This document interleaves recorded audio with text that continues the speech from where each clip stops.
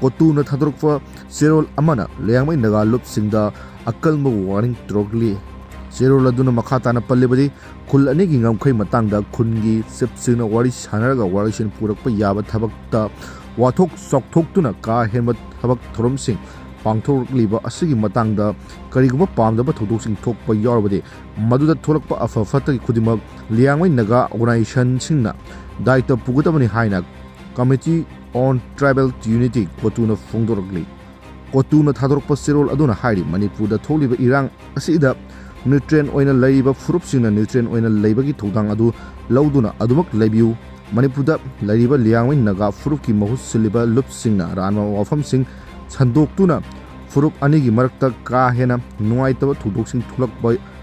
asimak yamna laibak thibani haina palladuna aranba wafamsing social media da chandoktuna miyamda samamnaba thudoksing thukanba asigidamak yamna laibak thibani thongsing asina furup anigi marakta nuaitaba thudoksing tholakpa yabagi oithokpa lei haina wafam thaloli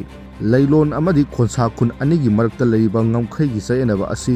khun asigi oina leiba sip singna wari sanaraga aduma warisin purakpa yaba thabani haina palladuna wari sanaraga warisin purakpa yaba thabak asida irang hena sauthoknaba amadi hena nuaitaba thudoksing thoknaba sinba yaningde haina wafam thamlakli panba yabadi tha asigi tang taretta khonsa khunda masagi maramdamda masagi yum sajanaba yumpham thonduna leibi naga nupi ama Kuki singna purakhiba mobile phone thugaikiba amadi molest phawwa torokhi haiba wafam leibani thodok adubu yaningdaba fundoktuna kangpokpi amadi susampur phawnaba makhan khun phawduna chatliba lambi liangmei furuna thingmi khungjang hoji hoji sangsinduna leibani